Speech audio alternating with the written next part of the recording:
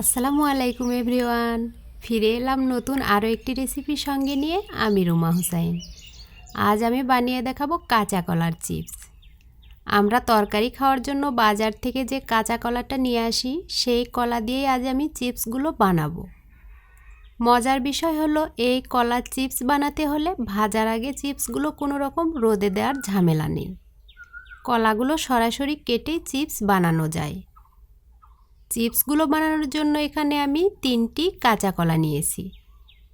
এই কলাগুলোকে এখন আমি ভালো করে ছিলে নেব।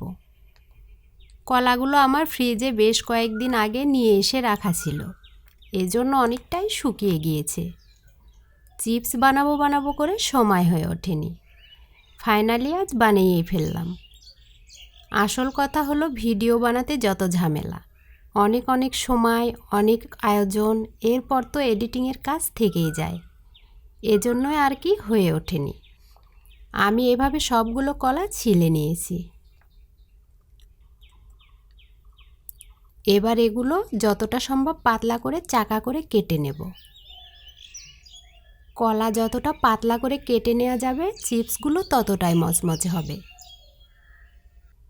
ভিউয়ার্স, ভিডিওটি ভালো লাগলে চ্যানেলটি সাবস্ক্রাইব করুন, আর যারা অলরেডি সাবস্ক্রাইব করেছেন তাদের অসংখ্য ধন্যবাদ। দেখুন, আমি 3টি কলা এভাবে পাতলা করে কেটে নিয়েছি।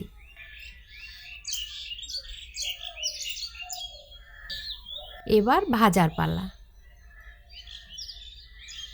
এখন চুলায় তেল বসিয়ে তেলটা যখন বেশ গরম হবে, তখন একটি একটি করে কলার চিপসগুলো তেলে ছেড়ে দেব। এই সময় চুলার হিটটা মিডিয়ামে রেখে চিপসগুলো মচমচে করে ভেজে নেব।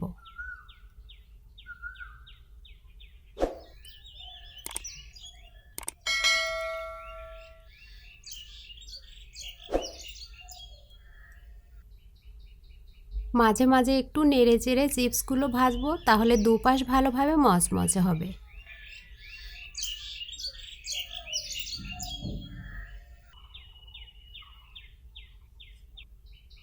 আপনারা নিশ্চয়ই দেখতে পাচ্ছেন চিপসগুলোর কালারটা অনেকটাই চেঞ্জ হয়েছে, অলরেডি মচমচেও হয়েছে।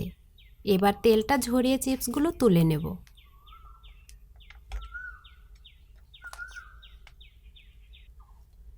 একইভাবে সবগুলো চিপস আমি ভেজে নিয়েছি।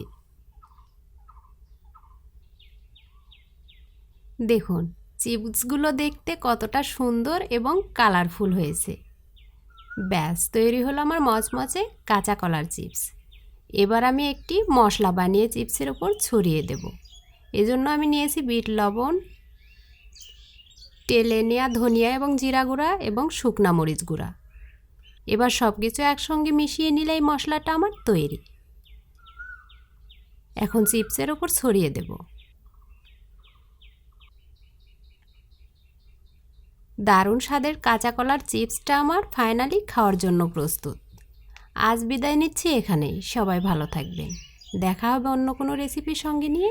আল্লাহ হাফেজ।